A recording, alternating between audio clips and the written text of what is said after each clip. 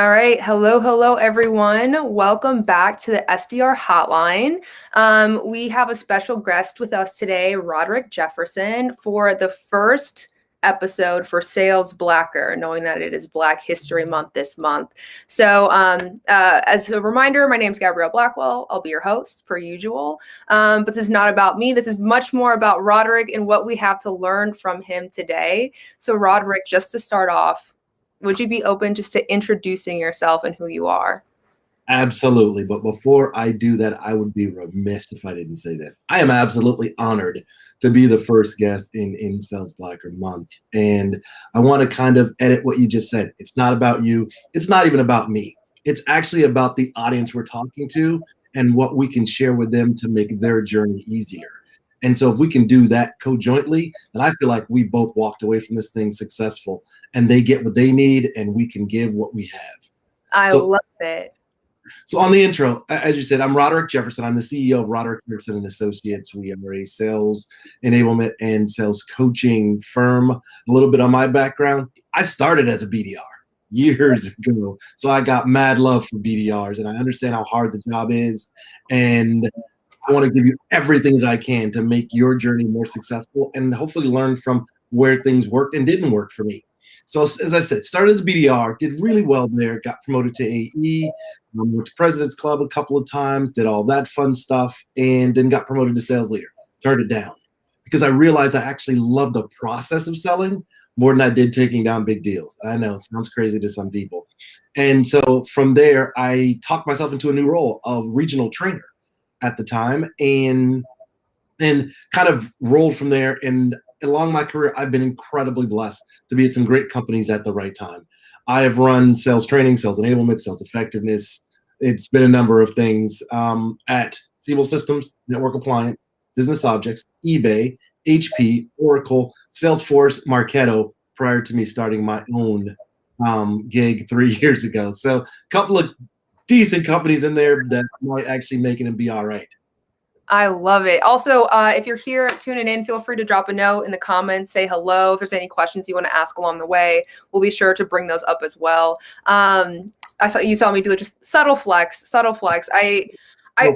Yeah, I mean, love to hear when people are able to have these experiences at what it sounds like phenomenal companies. And so just to have a track record of working at prestigious organizations is amazing. I would love to maybe just hear a little bit more about like how you found your way into those kind of organizations. Great question. And I'll tell you what I tell everyone that I mentor and even my kids. You will find 8 to 10 jobs in your life. Your career will find you. Look, I was in broadcast major in college. I had no desire to do what I'm doing now. I thought I was going to be on ESPN sitting, on the desk. And then life happens. And that's the thing. You've got to be open to pivots because what I call candy bar job, and that is what I would do if I was only paid in candy bars, which happens to be Reese's Peanut Butter Cup, by the way. Okay. And that's what's happened. It'll give you a level of fulfillment that you don't even know it exists. It will feed you and your family, but it'll also feed your soul. So be open to your dream job, not looking exactly like you have it planned out, because that may not be what the plan is overall, cosmically, however you believe, whether it's the universe or God or whatever. It may not be that plan. And you trying to push back can push you further back from actually being successful. So be open to it. Oh man, Roderick, I know I came in here with an agenda that we just talked about. And then you start talking. I was like, time out. I'm so curious because this piece around being open to like something finding you and calling you. It's how to put this. I've had my own experiences of I have to be this person. I have to be this way. I have to have this title. Like what helped you open up to, all right, let me be open to something I might not have even realized was possible for myself? Well, there are a couple of things. One, I was raised by an incredibly strong Black woman that always taught me that when you close your hand, not only can you not give, but you also can't receive. So it starts there. The second piece was I had some incredible mentors and sponsors that were straight, no chaser with me. No fluff, no BS. They were just like, look, what you're trying to do is not going to work the way you're trying to do it. So let me give you some ideas of what you can do differently. And what I call it was the moment where I was being taught in corporate or in professional life how to play chess instead of play checkers. And that was a game changer, because checkers, you're just hopping. Chess, you've got to be strategic, you've got to be tactical, and you've got to look 3 moves ahead. Yes. The final piece was I kept hitting my head against the wall, and it kept banging, and the wall was undefeated, and I never won. So I said, I got to do something different. I got to figure out how to get around, how to get over, or how to get under this wall. But it's clear I'm not going to be able to run through it. Oh man. All right. I'm taking notes because I'm going to come back to some things that you shared. Like this is okay. Where this is the SDR hotline, right? The fact that I have some, again, you have, I said this, been there, done that. You started off in the SDR role. How to put this?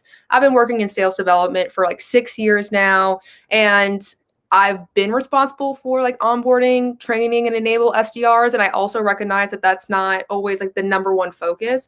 So from your, how to put this, from your perspective, like what's required of organizations to truly give SDRs the enablement and development they need to be successful and to have these high expectations, like actually bestowed upon them for them to be able to meet? All right, I'm going to say to the audience right now, buckle up, because it's about to get bumpy.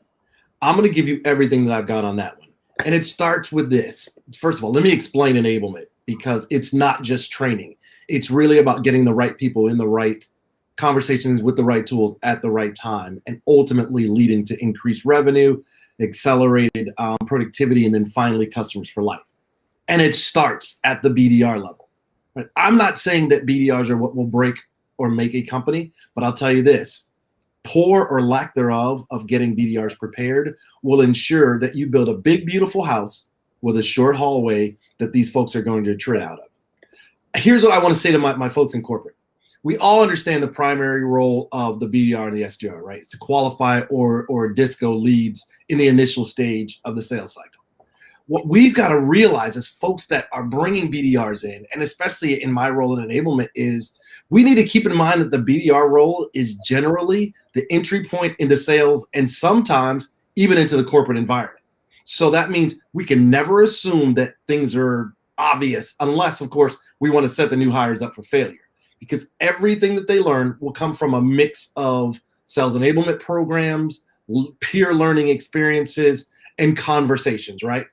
And so to the BDR, the only thing we expect you to have control over when you come in is an open mind and willingness to learn. We don't expect you to know everything when you walk in. And by the way, too many walk in assuming that they know more than they do. I will give you this. The biggest thing you can do right now is learn to embrace what I believe are the 3 most powerful words besides I love you. You ready? I'm ready. I don't know. Yes. There's an enormous amount of power and credibility in admitting you don't, because then that opens up the door for people to help groom you, to mentor you, to sponsor you, to pull you under their wing, right? Mm-hmm. And so from the approach with bringing on BDRs, as you and I talked about earlier, completely different than bringing on an AE. AE, you've been there and done that before. You may actually have some bad habits to break, right? Because this is the way I've always done it. I've been successful, so I'll keep doing it here.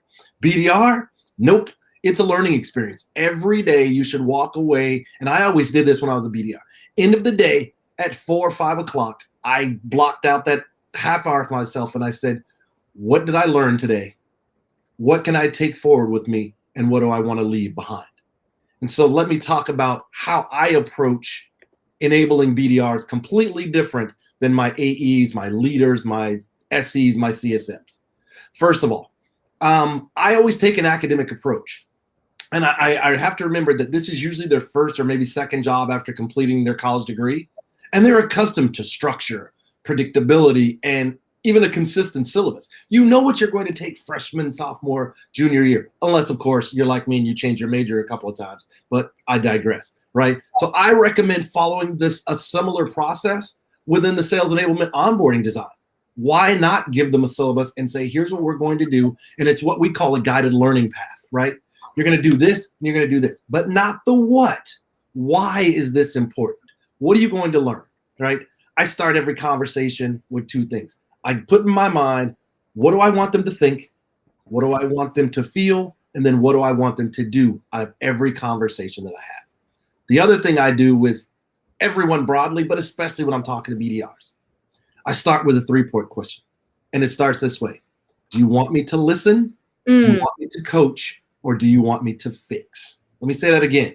Do you want me to listen? Do you want me to coach? Or do you want me to fix? And here's the reason why. 2 things. One, as leaders, especially executive leaders, we're natural fixers. But that may be what the individual need. We may dive in and go the wrong direction.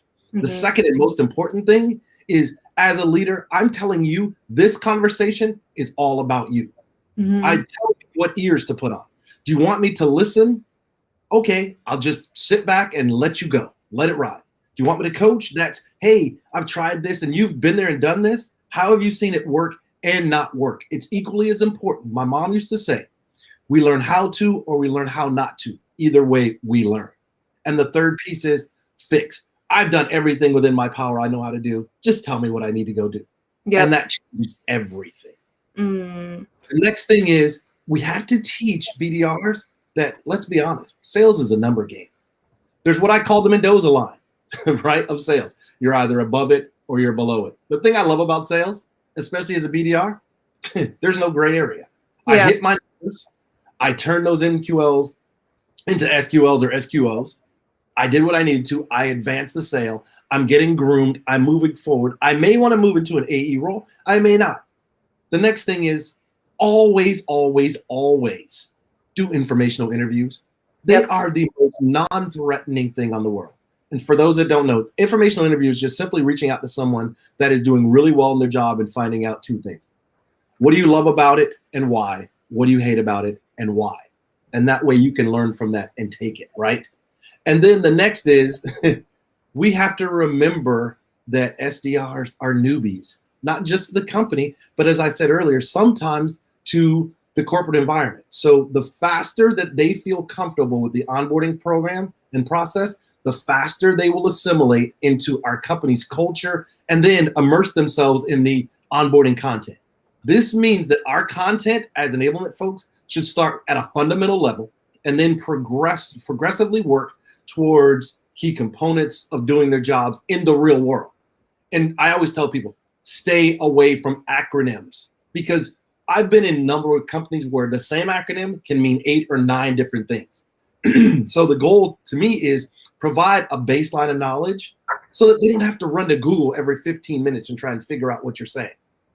And then encourage a proactive attitude.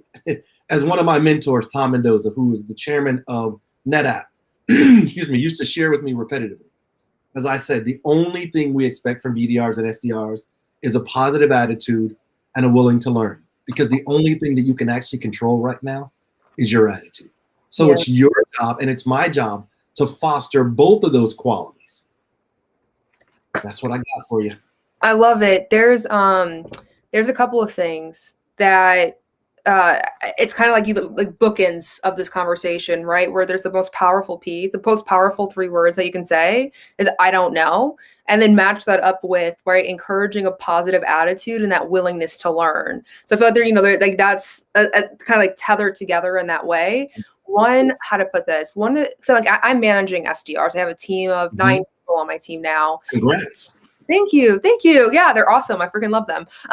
They're amazing people.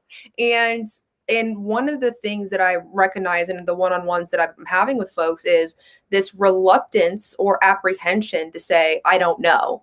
Or, you coming into onboarding and people, there's almost like this overwhelming sensation of imposter syndrome. It's like, wow, I'm just now, and especially as people are on, the onboarding process or program that we have is people will come in a hiring cohort, and sales enablement is running onboarding for everybody who's coming in. So let's say in November, right? So we had we had a VP in this hiring class, and so SDRs come on board, and they're like, "Wow, there's all these people who have so much experience, and I don't have that, and I don't know why I'm here and what's going on." So we spend a lot of time in the beginning motions, more so trying to focus on that mentality and that attitude, and embracing that. Saying I don't know is probably the quickest way to getting you what you need to feel more confident and comfortable. But I'd be curious to hear from your standpoint, what can an individual do to embrace that saying, I don't know, can actually get you to what you need that much faster, but also for leaders, or the organization, like how can we foster an environment where people can say, I don't know, and they're not gonna, like have a panic attack about it. Let me take this in two pieces, and I'll chop it up. First, for the individual, there's an enormous amount of credibility in the humbleness that it takes to admit you don't know. And there are a lot of people that are terrified of those three words because they're like, wait, I'm supposed to know this. No, you're not.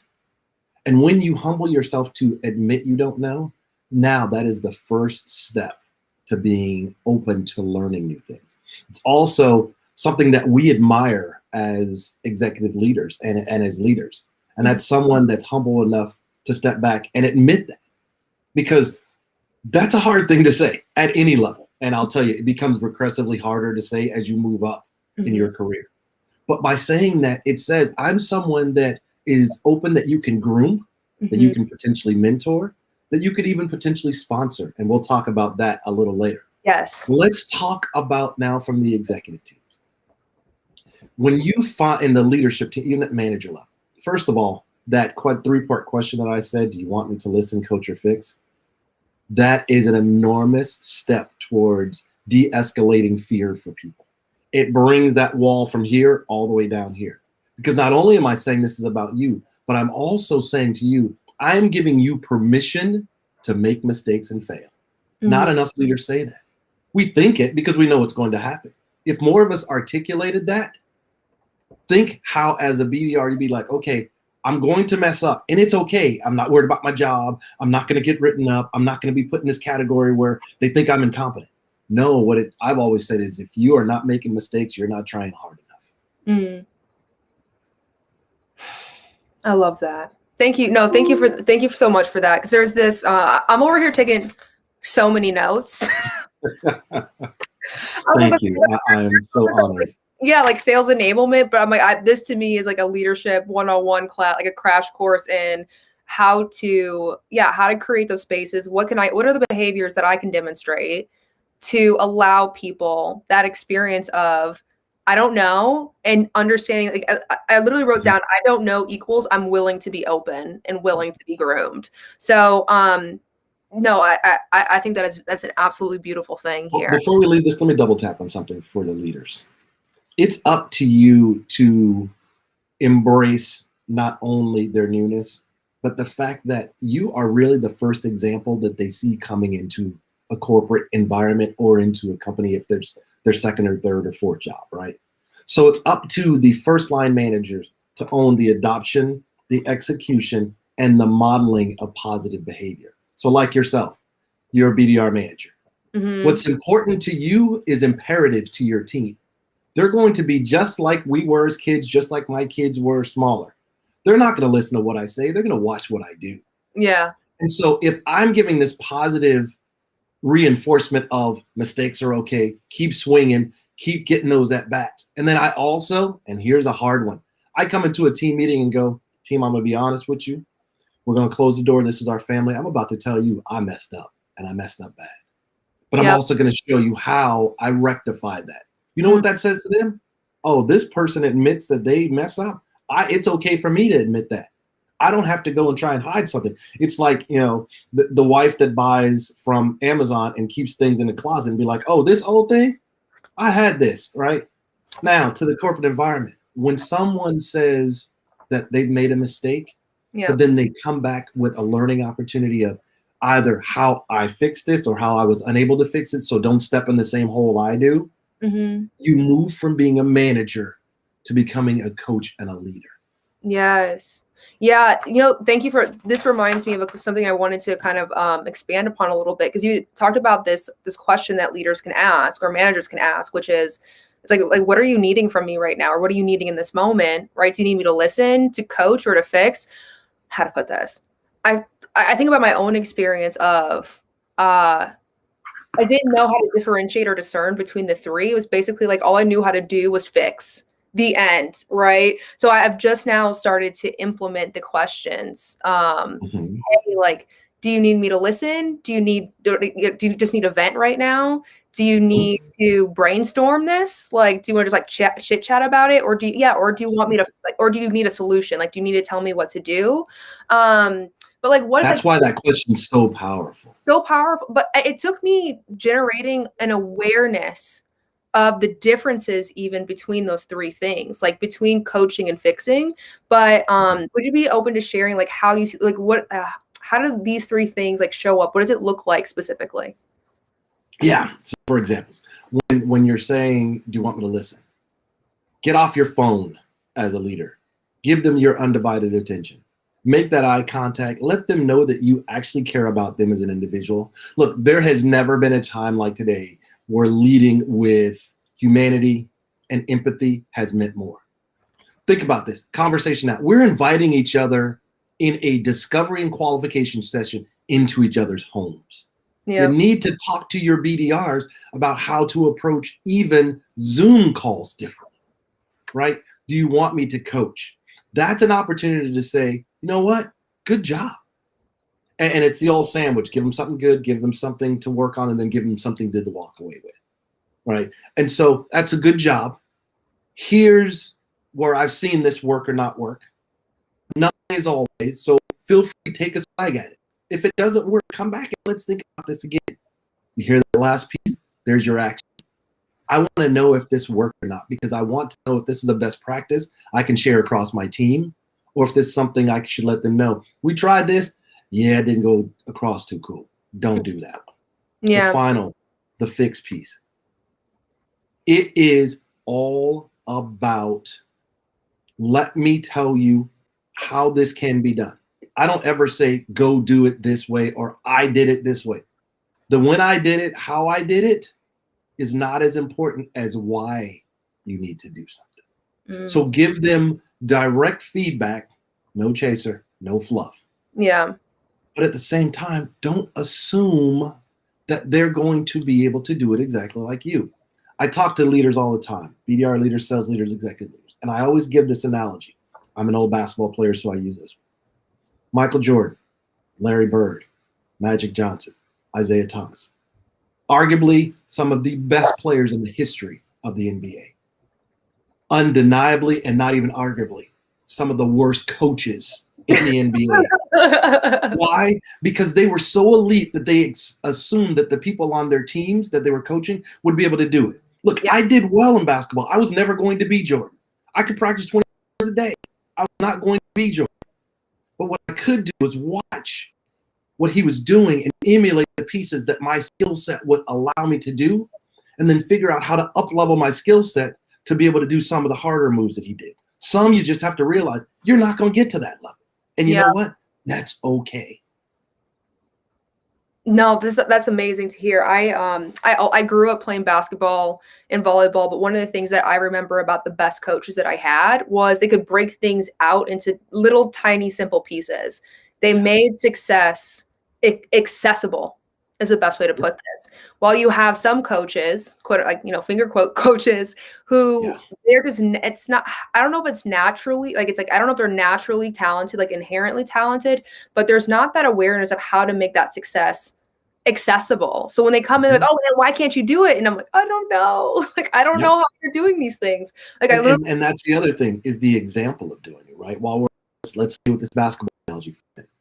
If you've got a coach that says, jump off, that shows you jump off your right leg, lift your left hand, and that's how you do a left hand layup. Let it roll off your fingers, use the glass, put it up between the square.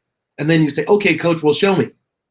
Well, the manual says you jump off your right leg, you lift your left hand, as opposed to give me the ball. And you go and show them that. That's that modeling of that positive behavior as a leader that I was talking about. Yeah. So if I tell you, this is how, I've seen it successful, or here's a best practice around disco and qual, or around pre-call planning, or around call notes, or around following up. And then I show you, I've got a template for this. You don't have to recreate the wheel. Or I show you, here's how we're having it done, or even better, I get one of your peers who is an absolute rock star, because we know who sits on the top of the pile, right? Who's the best BDRs out there? Give them an opportunity to, one, share their best practices, 2, get some spotlight and put their name up in lights. And 3, this may be a high potential leader that you're helping to groom to get to the next level. This may be your hypo, and you get to find out right away. And for them, and I hate when this happens, we promote BDRs to a BDR manager or SDR manager, but we never teach them how to be a leader and how to coach. Yep. We assume that they are going to, by osmosis, grab this and learn. No. They've never even had a team meeting. They've only managed their patch. They've never had any difficult conversations, never had to hire and fire, but we think they're going to be successful? No. You know what happens? They become a micromanager. I've never heard the word micro leader, and neither has anyone else. You know why? Because it's always inherently negative when you say micromanager. Yep. Teach these people how to be coaches. Teach them how to lead and be a leader. Stop creating more managers. We don't need more managers in the world. Oh, man. I wish. Well, I'm glad that we're connected now, Roderick. I'm glad we're having this conversation. But when you're, because I went from being a BDR to a BDR manager, and I also had an example when the first time I was an SDR, I had an example of someone who it was okay to say, I don't know. It was okay. Like, he's like, I want you to grow. I want you to learn, like very much modeled a, hey, like, we're going to figure this out and we're going to fail fast forward. Like, and in that, we're going to grow so much and we're going to be able to accomplish so much more. So I had that model. So but I was in a different company and I stepped into management. I was like, all right, I have an idea of what I was able to do with a manager who wasn't micromanaging me. But I think I went on the other side of the spectrum where I was like almost not as involved as I needed to be. I didn't know how to have those difficult conversations. I felt like I'm like, all right, I was kind of struggling of like, all right, am I friend here? But we need to like get work done. I need to be firm at the same time too. So, I mean, yeah, like really being in a position of, all right, I'm now accountable for the performance, the production of other people. Like I just was not prepared for that. So. That is the hardest thing to do, is that separation when you have been a peer and you get moved to a manager level and you're still kicking it with them. You're still hitting happy hours with them, pre-COVID, of course. Yeah. Right. And you're all hanging out and you have to figure out kind of that whole arrangements of hierarchy and totem pole of how to do that. It's tough. I'll say this, and something just hit my mind, and I'll put a caveat here. It hurts, it's painful, and it sucks while it's happening. Remember I said that. Okay. Now here's what I mean by that. In hindsight, every BDR needs to have one manager that absolutely sucks. Oh man. Like I said, it's painful, it hurts, and it sucks during the time frame. But when you look back on it, what they teach you is how not to be a leader. And then you get those great managers that give you the how to. But it's kind of like, it's hard to appreciate sunshine if you don't get rain. You need to experience both of those. And I'm going to tell you, you stay in corporate long enough, you will experience both sides of that coin. Yeah. But what it does is it's iron sharpening iron. You figure out how to adjust. You figure out how to pivot. You figure out how to still be successful sometimes in spite of that bad manager. Then when you get a new manager, it's like moving from being in a bumpy field to ice skates. Yeah. I love that. There was something, I had like one, so I was in the SDR position for 11 months before getting, basically 11 months. I got promoted to an AE. You got bumped up with the quickness, huh? I got bumped up with the quickness. Yes, I did really good work. Okay, Rockstar, I see you. I did really, really good work. And so, and with this, right, was able to, because this can kind of touch on like the mentor sponsorship piece, but I have like 30 minutes and you like to talk, Roderick. So I want to give you the space and the time to like deliver this word. Because I know it's going to be so good. Because I think about the experience that I've had of did very well as an SDR, like got recruited to go to a company that the former leadership that I've been working for, they moved over to this new company.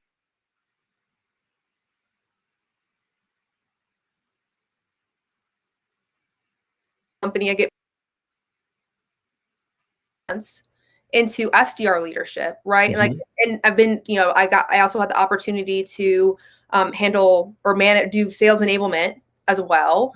And now just focus on like SDR world stuff. Like that's the calling. But like, I do feel as though I've benefited greatly from having people around me who, like, whether they saw something in me, they bought into me. Like I've been very fortunate to either have been at places where someone sees something special in me, or I gathered enough awareness to put myself around people who would see something special in me. So I would love to kind of like get your take on what's the question I want to ask? Is what is your take on mentorship, sponsorship, and essentially like how can people look at like, all right, their environment, their leadership as incredibly strategic within the context of having a successful career? My favorite question ever from BDRs is right here. I'm going to start the way I always do. No one is successful by themselves. The second is, it doesn't take a village. It takes a village of people that know their role to get you moved up. Now let's talk about the difference between mentors and sponsors, because I get this all the time. A mentor is someone that speaks about you. They can move you up in the line to get interviewed. They can put your resume in front of the hiring manager. They can go and talk good things about you. Us and these mentors, we select those. We see something in them. We go and talk to them. We do the informational interview, and then we finally hit that, kind of 8th grade question: would you be my mentor? Right? And I don't mean that negatively at all. It's always mild and meek, because I get it a bit, and I love it. I always go, what does a mentor mean to you? Then we figure out, what does success look like as a mentor? How are we going to get through this? And then what's the expectation of you as a mentee? Now let's flip the script to the other side. A sponsor is somebody that speaks for you. This is someone that walks in and says, this person should be promoted. They're not ready yet, but I stake my name, my rank, my title, and my brand on making sure that they're successful. You don't get to pick a sponsor. We pick folks as sponsors because of one or two things. We either see a lot of ourselves in them when they were younger, or we see that they are way ahead of where we were at that stage in our career, and all they need is a little polishing and buffing and smoothing off of rough edges. So again, mentor speaks about you. You can go choose them. Sponsor speaks for you. They will come and find you. All right, Roderick, thank you for this. I'm going to transition this. Again, this is Sales Blacker. I was just having some fun. I thought about Sales Hacker. I'm like, no, it's going to be Sales Blacker. It's Black History Month. Here we go. All black crew. I love it. Me too. I just honestly, I go out and I walk my dog, and I'll just start laughing to myself about the things I think about as I actually like get out of my house and go do something outside. It's amazing what happens when you get outside, how creative we get. Right. Blows my mind. I listened to some of the podcasts that you had been featured on, or you were the guest there. And so I've heard you share about this like sponsorship and versus mentorship piece of things. And also thinking about how to put this, there's the experience that I've had as a Black woman working in this field of work. But I'm also having a lot of conversations with other Black women and men as well. And there is, how to put this, I think there's a concern or a fear, I should say, of, hey, I'm putting in all this work. I feel as though sometimes I'm being dismissed. My voice isn't heard. My ideas aren't heard. I'm really trying to advocate for myself, advocate for other Black people as well, for more diverse, inclusive environments in leadership. And I think sponsorship is a piece of this. If you talk about a sponsor chooses you, and one of the reasons is they see a lot of themselves in that person. It's like, all right, well, what happens when I walk into an environment and the whole leadership is a bunch of white dudes who don't have. Did I mention I've only had one Black sponsor in my whole career? Yeah. And when they see something, I'm talking about qualities. Right now, it is very difficult because there aren't a lot of Black people in leadership positions that will either have time or make time to sponsor, more or less mentor. Yeah. But just because they don't have the same haircut as us, does not mean they can't relate to us. Certainly, they may not have the life experiences. They may not have the same taste in music, food. Yeah. They may not know about, hot sauce. There may not be, raisins, this, that, and the other, and all the other things we talk about. But don't discount and don't pigeonhole yourself just because they don't look like Yeah. just because they don't have the same haircut. Yeah. They may have, and by the way, you don't know who they have at home. You don't know what their grandkids look like. So don't assume, right? So keep this open and find the people that can help groom you and mentor you and sponsor you to get to that next level, irrespective of what it always looks like on the outside veneer. It's the exterior. Listen, I love that I love that you gave that answer. Because, like, how to put this? I've had conversation. It's not just Black people either. Like, I was having a conversation with someone who identifies as a Latino man, and he's like, "Hey, I really want to get to this promotion, but like I'm being overlooked. All those things." And I was like, "Have you talked to the person that you need to talk to about this? Like, have you shared with them what you're wanting to do, and asking them the questions around what do they see as the gaps, or what do they see as your strengths?" And so there is this piece of like stepping into places where you're not a part, you don't look like the normative culture in there. Yeah. And there can be that, all right, well, I don't fit in, and so therefore I'm not going to try. So yeah, like I love this piece around what you're saying. It's like, don't disqualify, don't pigeonhole yourself, like don't come to a conclusion before you've ever given yourself a shot. Before we leave here, can I double tap on something you were talking about, which is diversity and inclusion? Yep. Because it seems to be real hot and popular and sexy out there right now, especially in corporate America. They think moving from 1% to 2% is success. I'm going to give you my thought as a Black executive on diversity and inclusion. First of all, I look at it not just as ethnicity, gender, sexual orientation, etc. I also look at it as diversity of thought. And so that's why I say having a mentor that doesn't look like you is going to give you a whole different perspective and a whole different set of lenses. And I say that to say this. To me, diversity and inclusion is much needed, and thank God that it's in place and it has the attention on it that it does. But here's my definition. It may not jive with everybody, but here's how I see it. Diversity is about being invited to the table. Inclusion is about being able to order off the menu. I'm going to take it one step further. Belonging is about them coming and sitting at the table with us as an ally. I got the shiver me timbers when you said that. It happens. Like, no, but I want to get past D&I. I want to get to belonging. Yes. How to put this? I know I've personally had experiences at organizations that did promote like diversity, equity, and inclusion. And I was like, I don't actually feel like I belong in these places though. In the conversations I've had just around these last couple of weeks with the other like Black sales professionals who are in my network, who I've become friends with recently, or even just people that I work with who might not be in sales, who identify as Black. And we have this conversation around like, all right, hey, like we're really pushing for this, this world in which we belong, we feel that way. But like, and there's that question of like, is it possible? And what's the work to do to get there? And I think this is the piece here is like, do we have the energy and the fortitude to get there? Like I think that's like a big piece. Well, here's the thing about that. And you and I were talking about this earlier. We can't do it by ourselves. Yeah. We need folks that don't look like us, not just as supporters. We need allies. Because I learned in my career, you cannot break the glass ceiling. I don't care how big your hammer is.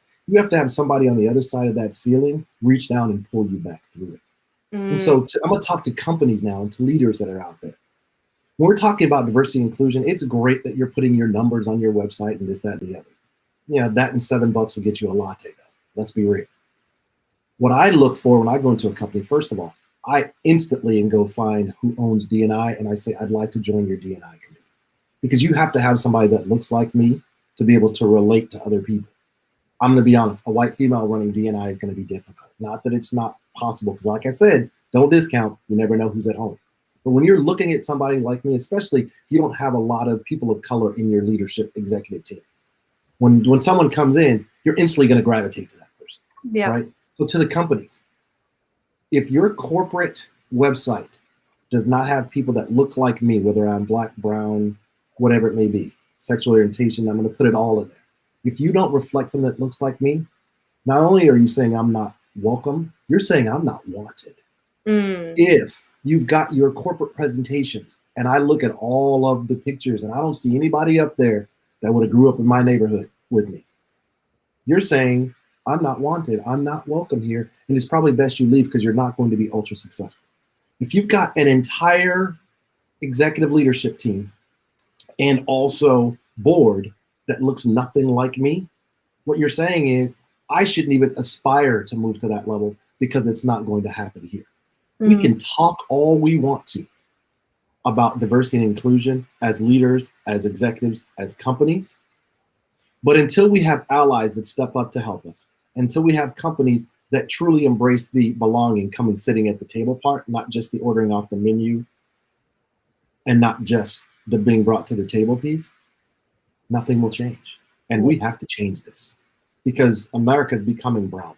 America, entire face, and we see it geopolitically. We see it every day with our own eyes and our own vision.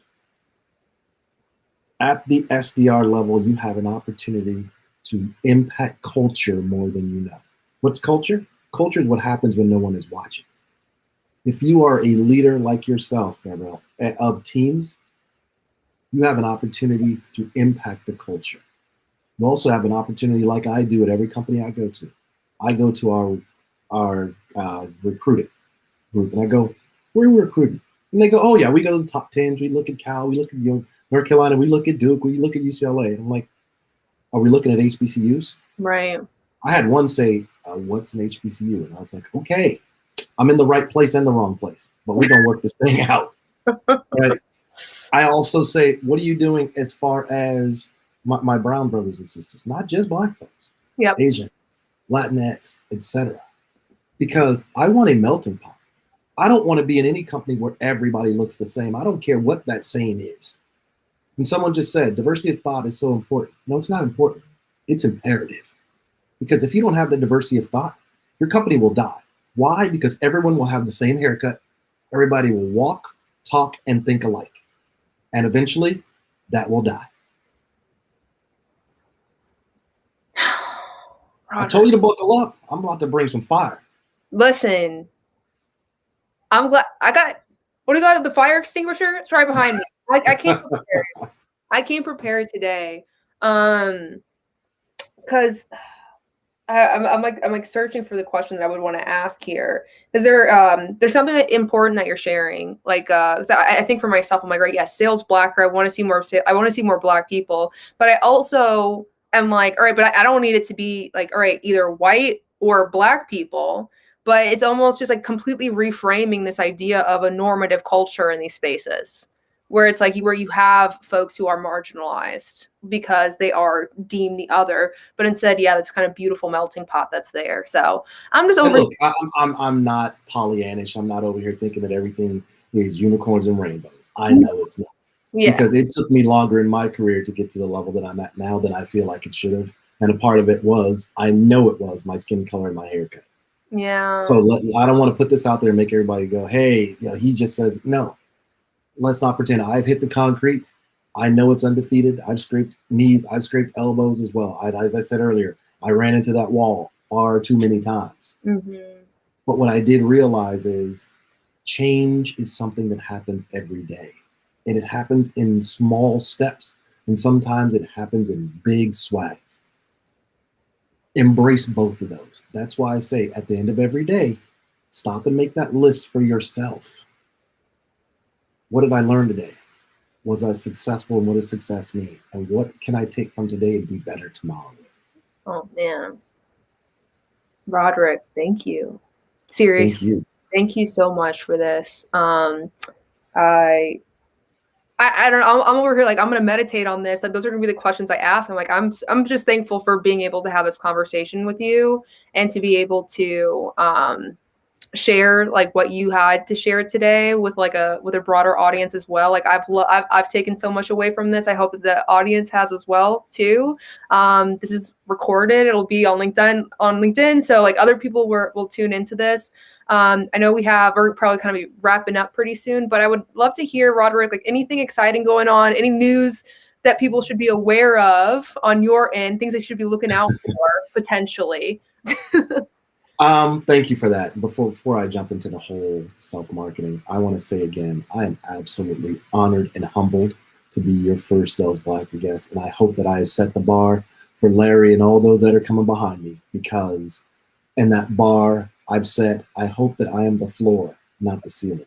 They will step on me, they will grow, and they will move upward.